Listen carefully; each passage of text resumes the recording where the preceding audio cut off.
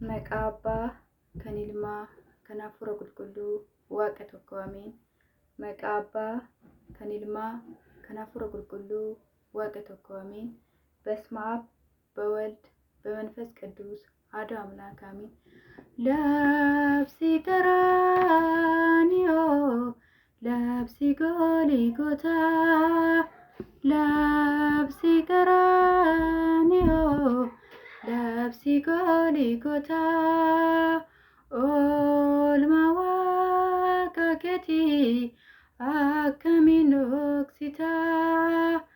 oolmaa waaqa keetii akkamiin dhoksita labsi qaraaniyoo labsi gooligotaa labsi qaraaniyoo labsi gooligotaa oolmaa waaqa keetii akkamiin dhoksita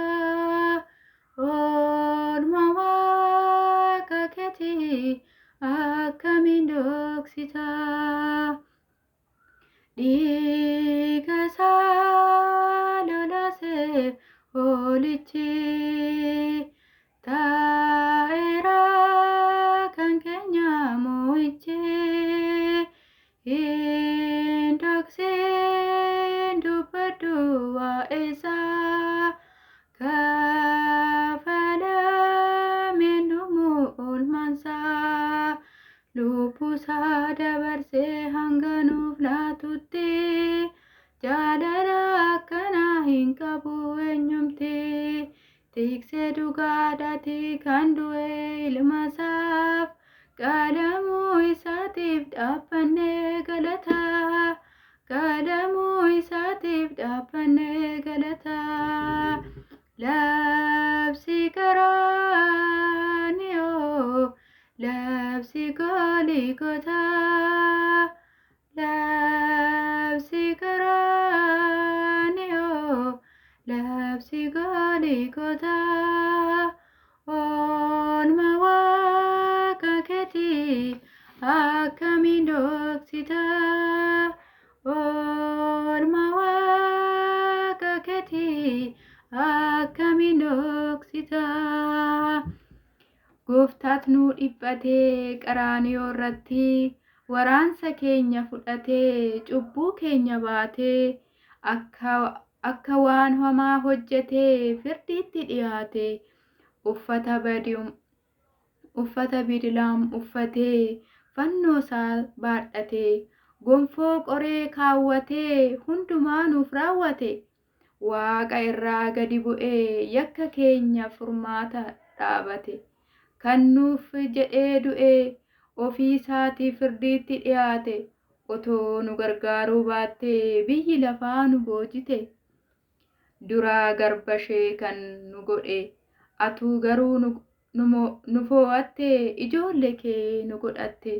ati garuu nu foo'attee ijoollee kee nu godhatte labsi qaraaniyoo labsi gooligotaa labsi qaraaniyoo labsi gooligotaa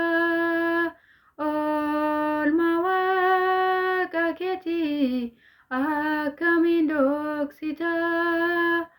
oolmaa waaqa keetii akkamiin dhoksita fannoo koo na baattee akka koo dabarsee of laatee bakka koo jiru koof na ta'ee du'asaa awwaalameen hafuunee maqaansaa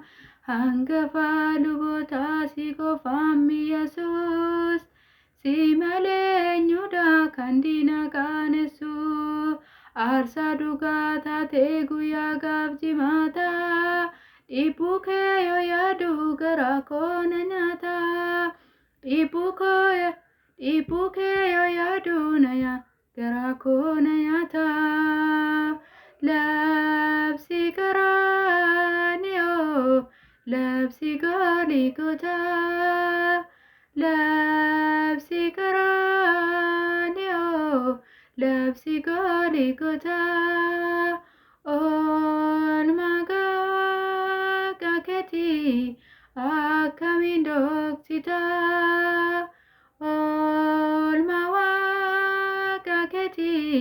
akamin doksita. Amin. Abbaaf galanni ilmaaf galanni hafuura qulqulluuf galanni bara maaliif galannaa ta'u. Amin.